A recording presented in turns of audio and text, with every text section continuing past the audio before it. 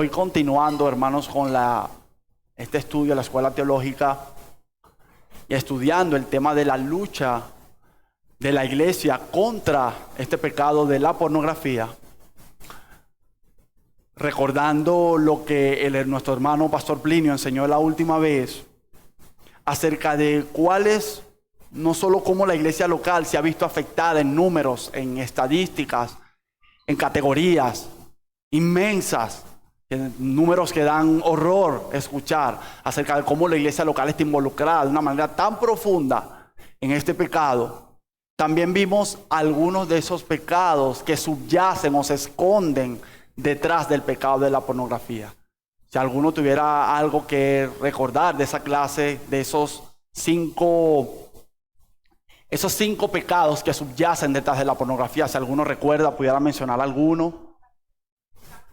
Y ignorar el Espíritu Santo, dice una hermana por acá, la pereza, otro que se acuerde de otro.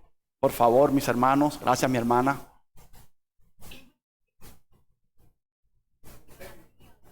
Idolatría, adulterio, dice por acá, hermano. El pecado del engaño, ¿qué otro se acuerda de otro, mis hermanos? Y la pereza.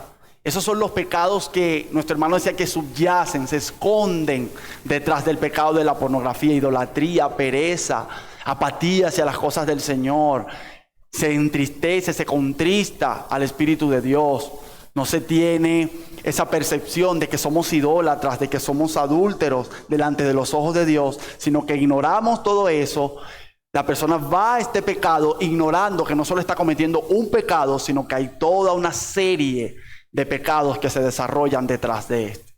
Entonces, recordando eso, mis hermanos, ahí vamos a estar estudiando cómo la iglesia local en conjunto está venciendo, o puede ser parte activa, venciendo la pornografía.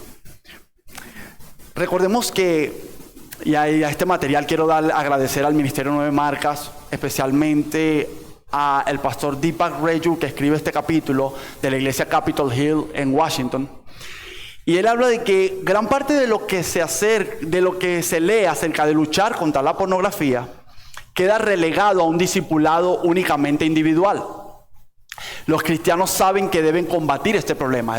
Es más que obvio para nosotros como creyentes que sabemos que debemos combatir, estar en el terreno de batalla contra este pecado. Pero hay una pregunta que el hermano coloca acá que eleva, que nosotros deberíamos también preguntarnos. ¿Qué significa no solo luchar en discipulado, sino qué significaría luchar juntos contra la pornografía? ¿Cómo sería cultivar una cultura en la que líderes y miembros de la iglesia se ayuden entre sí a combatir este pecado? ¿Cómo los miembros de la iglesia luchan juntos contra la adicción a la pornografía? Esto es importante porque ya hemos visto cómo este pecado está en números dentro de la iglesia. Hemos visto lo que subyace dentro de este pecado, pero es importante ver ahora desde una perspectiva tanto del liderazgo como de la membresía, cómo funcionamos conjuntamente para que la iglesia no solo venza una vez este pecado, sino esté continuamente venciendo este pecado. Y es importante que lo de hoy lo vamos a ver o lo estar estudiando o dividiendo bajo dos puntos importantes. Cada uno de estos puntos posee estar articulado bajo diferentes preguntas que quiero que queden en nuestras mentes. Pero a grandes rasgos, estos dos puntos se dividen en, número uno, ¿qué puede hacer el liderazgo? Lo que los líderes deben hacer para luchar contra la pornografía. ¿Qué se puede observar o qué puede promover el liderazgo de una iglesia para luchar contra este pecado? Y número dos, vamos a ver también lo que los miembros pueden hacer en la lucha contra la pornografía. Entonces vamos a ver cómo los dos frentes de batalla unidos para destruir y estar venciendo constantemente este pecado. Por un lado tienes el frente del liderazgo de la iglesia que está haciendo parte activa en esta batalla, y por el otro lado tienes a los miembros de la iglesia que no solo están escuchando la palabra, no solo están velando por sí mismos, sino están velando también por otros y haciendo parte activa en esta lucha. Así que sin más preámbulo, mis hermanos, vamos a entrar a estos puntos que quiero que desarrollemos en la tarde de hoy. Número 1, vamos a estar viendo lo que los líderes pueden hacer, considerando como un subpunto acerca del liderazgo, ¿qué valores establecen los líderes para su iglesia? El pastor es quien moldea principalmente la cultura de su congregación. Aunque lo queramos negar, esa es la realidad que vivimos. Cuando un pastor habla acerca de la vida cristiana, ¿qué valores establece este pastor o este líder, mejor dicho, con su vida? Por ejemplo, ¿tienes una cultura de iglesia donde los miembros sienten que pueden hablar de su pecado? Hace poco escuché un joven, dice este hermano acá, decir: crecí en una iglesia donde hablar sobre el pecado sexual era un tabú. Casi nunca escuchabas algo al respecto, y cuando lo hacías era la predicación ocasional contra la inmoralidad sexual. Contrasta eso con los líderes que están dispuestos a decir: sé honesto sobre tu pecado. Confiesa tu pecado a otros miembros. No lo escondas, porque al pecado le gusta crecer en la oscuridad. Por esta razón, los líderes deben establecer una cultura de iglesia en la que se valore la honestidad y la transparencia sobre el pecado. Y muchas veces establecer este valor en algunas iglesias, como le está comentando el hermano, es difícil porque los líderes solo promueven una predicación ocasional contra el pecado de inmoralidad sexual, específicamente contra la pornografía. No es común. Y aquí estamos hablando de otro país, de otra geografía, de otro continente, de otra parte de nuestro mundo que se comportan diferente, piensan diferente, pero la razón es la misma. Parece tabú en las congregaciones. Si no lo tocamos por encima, con términos muy bíblicos, en términos muy respetuosos, quizás de alguna forma, que no hiera las sensibilidades, pero no se promueve desde el púlpito propiamente una transparencia a los creyentes. Hermanos, sean francos entre ustedes. Esa primera pregunta nos está invitando a decir que tanto desde el púlpito como los que estamos ejerciendo algún tipo de liderazgo, ¿estás llevando a otros a ser franco? ¿Estás llevando a otros a ser completamente honestos? ¿O estás estableciendo otro tipo de patrones? En donde, como comentaba con algún hermano, solo se habla de los pecados que vemos como respetuosos, como respetables, como aquellos que pasan el protocolo. Bueno, es normal hablar del chisme, es normal hablar de otro tipo de pecado, es normal hablar de la ansiedad, es normal hablar de la incredulidad. No, pero esto tan sucio, esto no se comenta, porque yo no creo que un cristiano llegue hasta ahí. No, sí, hermanos, hay gente en el pueblo de Dios que está ahí, está batallando allí, y es deber del liderazgo de la iglesia promover esta transparencia entre creyentes. Amén. Otra pregunta que nos podemos hacer desde que ¿qué es lo que el liderazgo de la iglesia puede promover o puede hacer? Es: ¿dan ejemplo los líderes de honestidad sobre sus luchas? Quizás alguno diría: wow, pero estás diciendo que la iglesia puede ser honesta, los miembros de una iglesia pueden ser honestos sobre su pecado, pero ahora estás diciendo: ¿pueden ser los líderes honestos sobre sus luchas? Mis hermanos, si nosotros leemos desde la Escritura, ella misma nos está invitando a eso, a ser transparentes, a ser honestos. Aquí no tiene que ver un cargo o un oficio para mostrar honestidad. De hecho, es lo contrario. Los que están allí al frente deberían mostrar la mayor transparencia posible. Sabemos que evidentemente hay terrenos para la prudencia, hay terrenos para abrir el corazón. Todo eso nosotros lo sabemos. Pero tiene que haber lugar para un líder para abrir profundamente su corazón.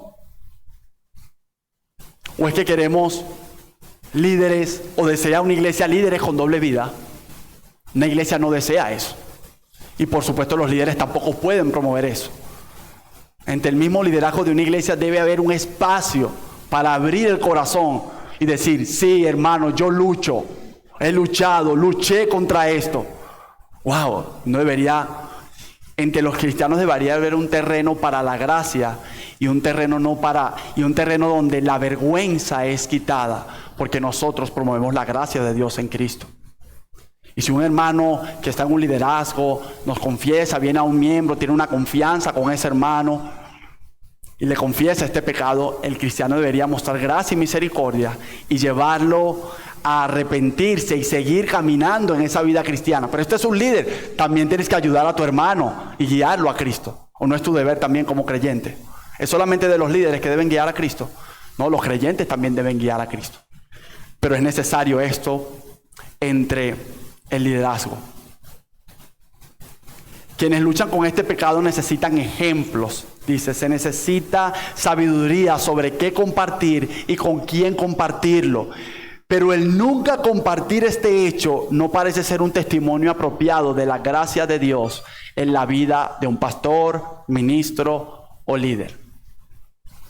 ¿Cómo podría testificar una persona en un liderazgo de la gracia de Dios si estuviera dispuesto con alguien en confianza a mostrar lo profundo de su pecaminosidad y decirle, de aquí, hermano, me ha sacado Dios? Eso puede impactar otra vida. De una manera, incluso le puede dar impulso otra vez y decir, wow, si mi hermano ha batallado y ha vencido y está en la gracia de Dios, quiere decir que Dios también me puede dar provisión a mí. Pero el liderazgo es el primero que debería dar el ejemplo. Amén. Otro punto importante que deberíamos considerar es capacitan, educan y predican los líderes acerca del sexo conforme a la palabra.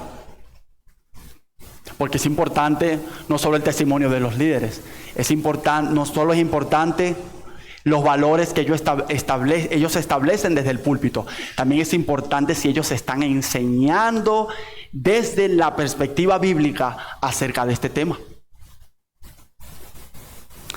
Dice acá, los pastores deberían enseñar una imagen positiva y redentora acerca del diseño de Dios para una vida sexual hermosa. No guardar silencio. Por tanto, líder, predica sobre los propósitos y el diseño de Dios para la sexualidad.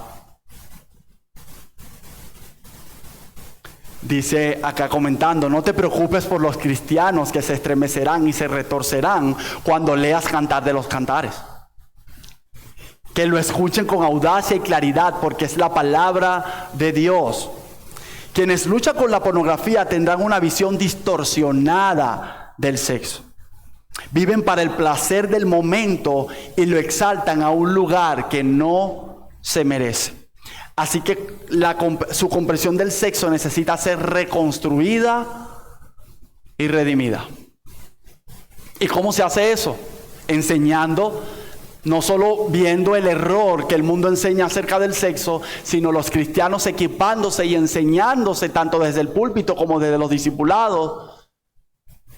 ¿Cuál es la visión de Dios para este asunto?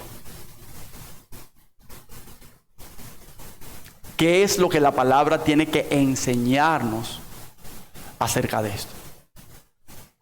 Porque, como bien lo sabemos, la escritura acerca de este tema no quedó en silencio. Y es lamentable que en algunas iglesias, desde el propio liderazgo, obispos, diáconos, pastores, líderes de grupos de discipulado, de grupos pequeños, este tema quede en silencio. Y hay parte de la grey de Dios consumiéndose por dentro, luchando contra esto. Pero es mejor no hablar de esto. Grupos de mujeres, quizá hablamos de todo, el chisme, la murmuración. Sí, porque eso es lo más respetable entre las damas. Eso es con lo que nosotros más lidiamos, la ansiedad, el dolor. Mis hermanas, ¿están dispuestos ustedes a abrir su corazón, entre otras hermanas, y hablar acerca de estas luchas también? Varones, ¿nos estamos equipando nosotros para hablar de estas luchas? Para decirnos, enseñarnos lo que la Escritura tiene que decir acerca de esto. ¿O nos estamos quedando solamente con las conversaciones teológicas cómodas y sobre los pecados cómodos entre varones también? Y no hablamos de esto con franqueza, No equipamos a otro creyente y le decimos, hermano, este es el recurso de la palabra de Dios para que sepas qué es lo que Él tiene que decir acerca de este tema. Instrúyete, hermano, ora por eso. Deconstruye eso que no es bíblico y construye en tu mente lo que dice la palabra. Estamos ayudando a otros hermanos a que Dios redima su mente acerca de este pecado, o estamos siendo de tropiezo. Verifiquemos eso, hermanos. Otra pregunta interesante que hace el autor acerca de qué debería estar haciendo el liderazgo acerca de este tema es la siguiente: ¿elaboran estrategias los líderes para combatir este problema? Debido a que este problema, más que cualquier otro pecado, impide que más hombres desempeñen cargos de liderazgo, nuestros ancianos planean cómo combatir esto juntos. Leemos, oramos, hablamos, organizamos, pastoreamos, planificamos y compartimos las mejores prácticas. Es fácil pasar la mayor parte de mi tiempo en las trincheras con quienes enfrentan la lucha, porque es lo que también hacemos. Los líderes entran a la trinchera con aquel que está luchando y le decimos, yo estoy luchando contigo. Pero en ocasiones hay que salir de la trinchera e ir al lugar de estrategia y reunirse con los otros generales, lo dibuja este hermano así, con los otros capitanes de la batalla y decirle qué estrategia planificamos para seguir en el combate. Porque sin estrategia, sabemos, la batalla se puede perder. Y podemos perder hasta la guerra. Estamos atrincherados con los hermanos, combatiendo. Eso no es necesariamente malo. Estás codo a codo como un soldado, combatiendo con tu hermano, combatiendo con tu hermana, pero no hay un momento para decir, déjame apartarme un momento, volver al manual de guerra, la escritura, y ver qué estrategias, conforme a la palabra, podemos aplicar para seguir en el combate. Hay tiempo también para eso. Y hay que planificarlo. Deberíamos nosotros, el liderazgo y los que estamos liderando algún área, planificarnos para ver cómo podemos crecer en esta batalla y volver a la trinchera con los hermanos aún más equipados, con estrategias que vengan de la palabra, llenas de sabiduría, llenas de temor de Dios, para poder decirle a otro, wow, no sabíamos cómo salir de esta trinchera para pasar a la otra, pero con esta estrategia que me dio el Señor en su palabra y que en su sabiduría podemos seguir adelante, hermano. Podemos seguir adelante, hermano. Es importante tomarnos ese tiempo también. No menos importante, porque esté de último en este primer punto. Pero también el hermano deja acá una pregunta que deberían hacerse los que están liderando. Creo que todos, pero lo voy a dejar acá en este momento a los que están liderando. Pero reflexiona acerca de lo que dice. ¿Oran como iglesia? Dice, en nuestro servicio del domingo por la noche, y este lo explica Mark Dever, que es el autor de este libro, o parte de la autoría de este libro, se ofrecen peticiones de oración relacionadas con el discipulado, tales como, y cito, oremos para que nosotros como iglesia estemos dispuestos a hacernos preguntas difíciles unos a otros. Oremos como iglesia para que confesemos nuestros pecados los unos a los otros. Al compartir estas peticiones, no solo hace que la congregación ore, sino que como principal formador de la cultura de nuestra iglesia, sostiene que las mismas son importantes para la vida cristiana. Es como si el pastor estuviera diciendo, esto es lo que significa vivir como un cristiano. Él no está diciendo acá que no solo digamos desde el púlpito, desde los liderazgos de grupo pequeño, desde el liderazgo de discipulado, vamos a hacernos las preguntas difíciles, sino que oremos para que los creyentes podamos hacer las preguntas difíciles. Porque yo no creo que lo esté diciendo solo de experiencia propia. Yo creo que más de uno no quiere preguntar esto en su discipulado, en su grupo pequeño, porque sabe lo que se puede encontrar. Hermano, te y quiero que te reflexiones un poco en esto. ¿Realmente te va a sorprender en un mundo caído que un pecador y una pecadora te confiese que está en esta lucha contra la inmoralidad sexual? En el siglo XXI, donde entrar, como ya lo explicaba nuestro hermano Pastor Plinio en las anteriores clases, entrar con un solo clic, incluso a redes sociales lícitas que todos tenemos, donde se ve este material. ¿Se te hace difícil, hermano, preguntar esto en tu grupo discipulado? ¿Se te hace difícil comentar de esto? Decirle a los hermanos, decirse entre hermanas, vamos a abrir nuestro corazón. ¿Oran por esto? ¿O solo se queda, Señor, ayúdanos a ser francos? Amén. ¿Con qué pecado estás luchando? Y tiene la persona un año diciendo lo mismo. Yo lucho contra la ansiedad. No más nada. Probablemente, hermano, pregúntate. ¿Será que ese cristiano, esa cristiana no quiere ser completamente franco acerca de sus luchas? ¿Será que le da temor inclusive queriendo ser santo, queriendo ser piadoso, piadosa y revelar lo oscuro de su corazón y de su lucha, pero teme al juicio inminente de sus hermanos? Entonces ora también porque Dios te dé misericordia. Ora para que Dios te dé gracia. Oramos nosotros para que Dios nos haga hacer la pregunta de una manera como a Cristo nos la haría a nosotros. O hacemos, como decimos en criollo, la pregunta capciosa. O hacemos la pregunta incisiva de una manera misteriosa para poder enseguida nos den la respuesta que yo estoy esperando, lanzar el juicio que yo quiero lanzar. Pregúntate, hermano, ¿por qué te sorprendería? Pregúntate, hermana, ¿por qué te sorprendería en un mundo caído como este? Es bueno que nos los preguntemos. Incluso si no estamos orando para ser francos en nuestros grupos.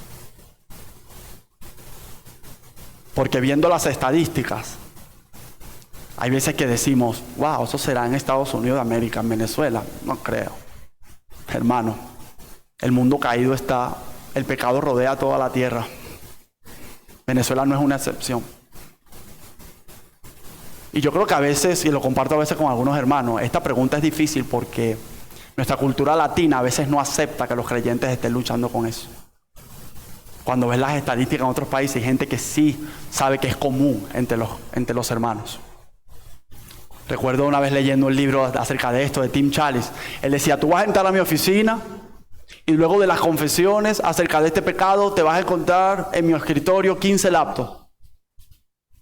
Y vas a abrir mi gaveta de escritorio y vas a ver 20 celulares. Y vas a ver hermanos caminando todavía entre nosotros, luchando, pero que en mi escritorio de mi oficina fueron completamente honestos. Agarraban el teléfono y le decían, hermano, no puedo. Y él no se sorprendía, wow, hermano, tú eres cristiano, ¿cómo? Le entregaban su propia computadora, hermano, no puedo un segundo más deshonrar a Dios. ¿Creen ustedes que ese hermano no estaría orando, Señor, síguenos dando personas honestas con su pecado? Esa debería ser la oración nuestra. Amén. Ahora, ya vimos en primer lugar, qué debe hacer el liderazgo, qué debería promover, no solo con su carácter, sino qué debería promover desde el púlpito, desde los grupos de discipulado, desde su propia vida, desde su propio testimonio. La franqueza con que deberían hablar acerca de esto, como sabemos, en un lugar apropiado, en el contexto apropiado, pero debería ser franco acerca de sus propias luchas. Ahora, ¿qué podría hacer también los miembros de la iglesia, como cuerpo de Cristo, como cuerpo vivo, para poder ser parte activa de esta batalla? Porque recuerden, puede haber una pasividad de parte de los miembros de la iglesia en donde dice, ok, correctamente yo soy alimentado, se me llevan a buenos pastos para batallar contra esto, se me da la buena palabra, se me da el buen discipulado, se me da esto y aquello, todos los recursos para batallar, pero no hay cultura de iglesia. De mi parte yo me quedo con eso para mí. Si recuerdan el texto de 2 Corintios, capítulo 1, ¿qué dice? Que Dios le dio a Pablo una consolación para que se la quedara a él, para que la guardara para sí. No, para que ejecutara esa consolación en otros hermanos que están pasando por la misma tribulación que él pasó, y esa consolación que le dio Dios, él usarla para otros creyentes. De hecho, oraba para que Dios consolara el corazón de los hermanos como consoló el de él en la tribulación. Entonces los cristianos somos equipados, se nos dan recursos, no para nosotros mismos. Se te dan también para otros. De hecho, el cristiano vive por el amor centrado en el otro, no en sí. Porque esa fue la demostración de Cristo. Dice el hermano acá que como pastor, como líder, él no puede volverse un mini Mesías de su iglesia. Él no puede ser el redentor de su iglesia y decir todo y saber todos los pecados de toda su grey. Y como líderes tampoco lo podemos saber. Somos seres limitados, finitos, con agendas, con ocupaciones, con una mente que se carga ya con 2 tareas que hacer. Imagínense cargarnos con los pecados de todos los hermanos. Esperar, como yo le decía a un hermano hablando acerca de esta rendición de cuentas, tú no vas a esperar abrir tu celular y ver si son 200 personas, 200 mensajes. Nos estamos rindiendo cuenta. A mí me escriben los 200 hermanos. ¡Wow! O sea, tú eres casi que un redentor de los hermanos, porque todos te confiesan a ti tu pecado. No. Sabemos que el Señor nos ha entregado afinidad unos por otros. Y en esa afinidad que nos ha dado entre amistades cristianas, una hermana es afín con la otra, otro hermano es afín con el otro. Todos somos cristianos, todos somos hermanos, todos nos amamos. Pero ciertamente hay una amistad más afín que la otra. ¿Por qué no aprovechamos esa amistad para ser completamente sinceros? Dice esta pregunta: ¿están los miembros de la iglesia involucrados en las vidas de otros miembros, incluyendo el luchar contra las cosas difíciles y desagradables?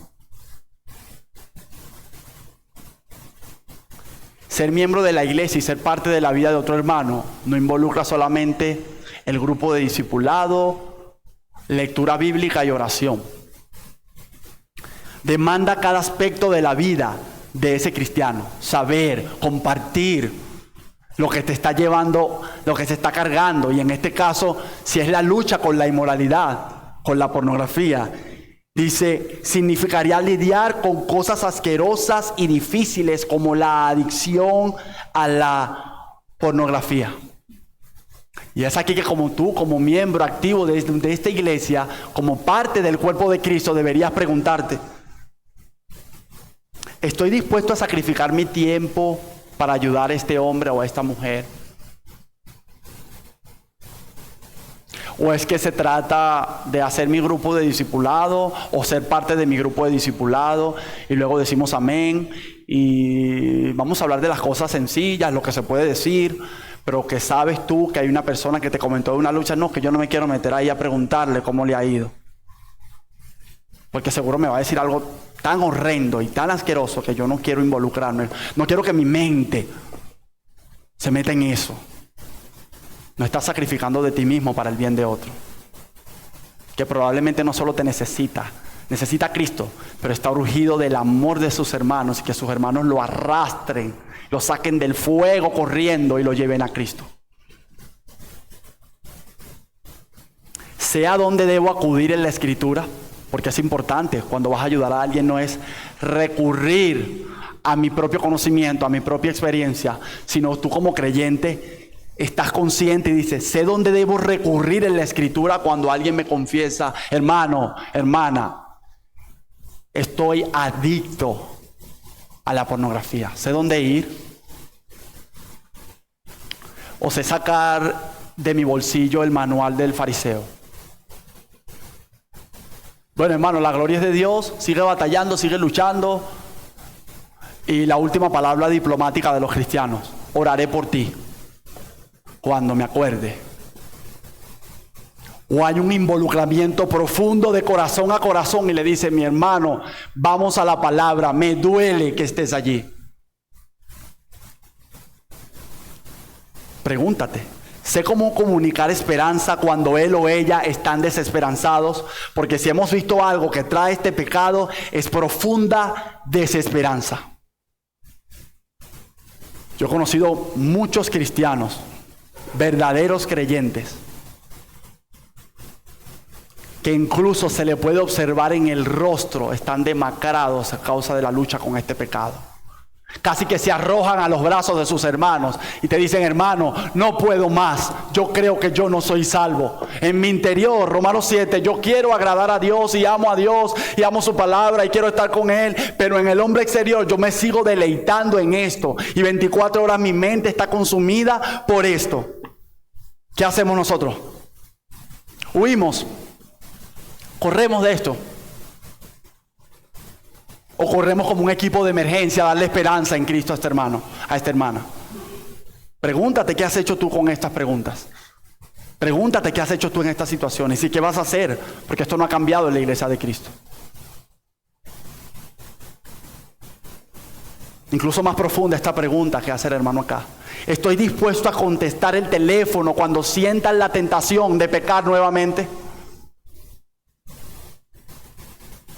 Incluso, ¿qué haré cuando confiesen su pecado por 20ª vez?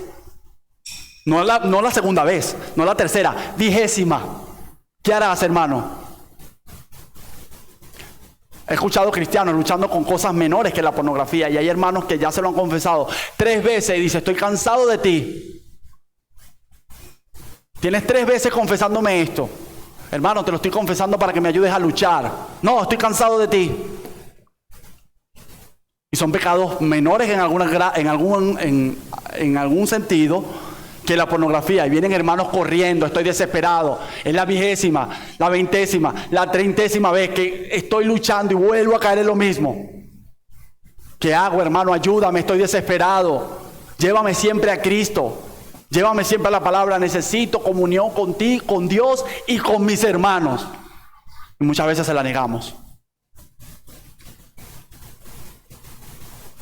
En relación con esa pregunta va conectada a la siguiente, acerca de lo que los miembros deberían estar haciendo. Los miembros de la iglesia dan ejemplo de transparencia sobre sus luchas. Si los líderes son honestos, entonces es más probable que los miembros de la iglesia sean honestos. Vamos a señalar ejemplos en nuestra iglesia de cristianos que han peleado esta batalla y que por la gracia de Dios y su propia vigilancia, es decir, unos a otros trabajando en conjunto, han mantenido un grado de victoria en la batalla.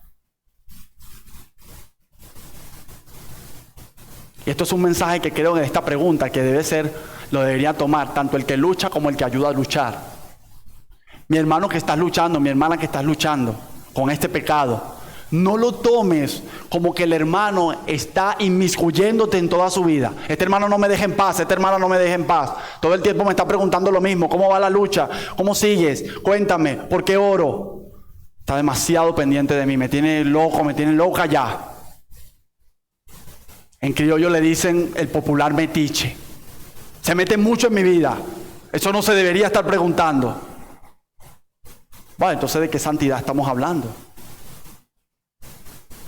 Pero al mismo tiempo, mi hermano que ayuda a hacer la lucha a otro, siempre es esta pregunta, como te digo, no la hagas incisiva porque a veces esas preguntas van cargadas de profundo orgullo. ¿Cómo una pregunta va cargada de orgullo? Es porque como tú sabes que tú no estás en eso, lo preguntas para de enseguida lanzar el primer juicio. Pregúntalo con misericordia. Mi hermano, mi hermana, ¿qué pasó con esta lucha? ¿Cómo vas en la batalla? ¿Has caído de nuevo? Te lo pregunto porque me duele. Te lo pregunto porque te amo. Créanme que una iglesia así, como dice el hermano, y también me ha tocado, gracias al Señor, muchos testimonios de estar codo a codo en la lucha con hermanos. Y cuando estamos codo a codo, se pregunta: hermano, ¿cómo sigues? Hermano, estoy de verdad batallando y venciendo. Eso da paz y da alegría en el Señor. Tú dices, wow, el Señor está usando el medio de mi oración, mi exhortación, mi llevar a mi hermano, a mi hermana en Cristo. Y Él está venciendo en esta batalla. ¿Se fija lo diferente cuando los cristianos caminan juntos? Que cuando creen que son los enemigos los de su propia casa.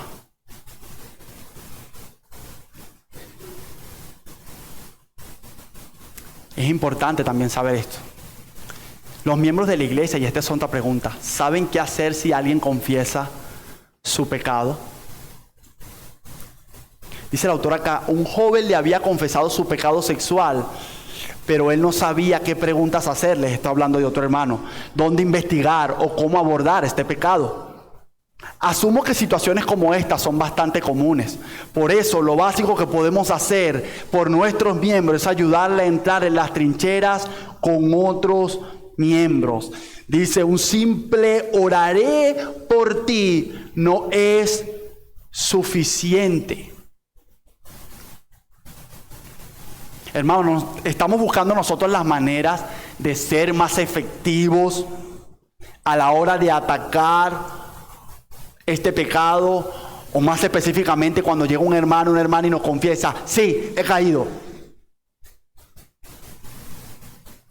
O nos quedamos en el terreno de la superficialidad y la generalidad osada en la que han caído muchos creyentes. Porque no es con el pecado solo de la pornografía y la inmoralidad sexual. En este terreno yo le llamo la diplomacia evangélica, han caído muchos creyentes y en muchos pecados.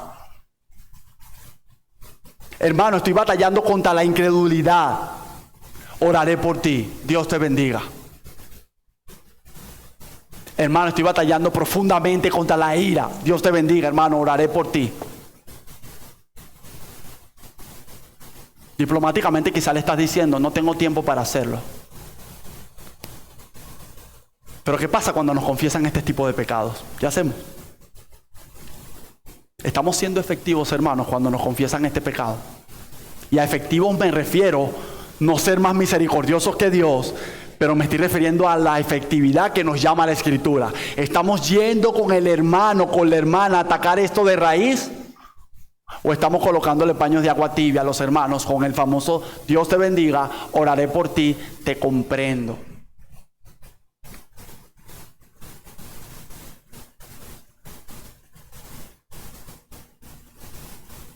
Hagan las preguntas difíciles, hermanos.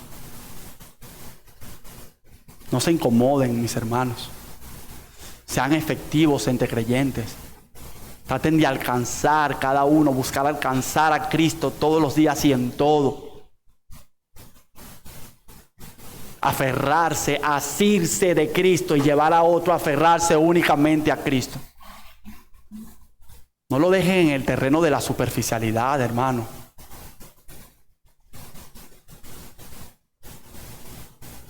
Es difícil a veces escuchar este tipo de luchas.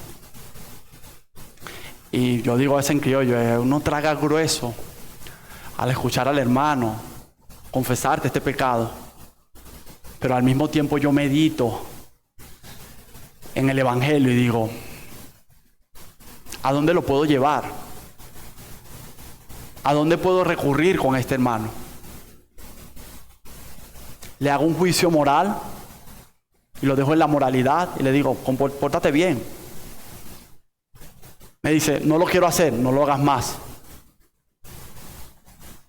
Qué rápidos somos a veces para aconsejar incluso en estas luchas.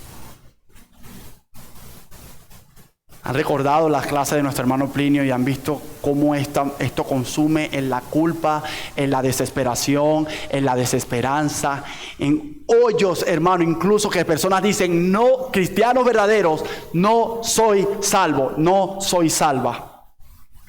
Y nosotros lo tratamos con problemas superficiales. Un cáncer mortal que puede llevar a un creyente a decir, un verdadero creyente, no soy cristiano, nosotros lo tratamos con un jarabe para la tos. Alguien te dice, tengo un cáncer que me está matando y me está buscando despegarme de la esperanza que tengo en Cristo. Eso con este jarabe de miel y este trapito para caliente, eso se te quita. No, hermano, a veces tenemos que Cristo es el médico por excelencia, pero tenemos que actuar con las manos, ayudar, trabajar con el médico. ¿Qué puedo hacer, Señor? Trabajar mano a mano contigo cuando estos hermanos me confiesen este pecado. No te detengas, hermano. Toma medidas activas para comenzar a cultivar una cultura en la que los miembros de tu iglesia puedan luchar juntos contra la pornografía.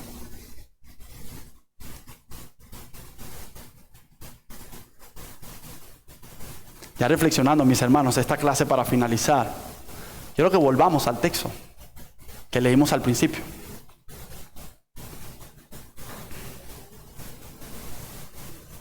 Primera de Juan, capítulo 1, desde el verso 7 hasta el verso 2 del capítulo 2.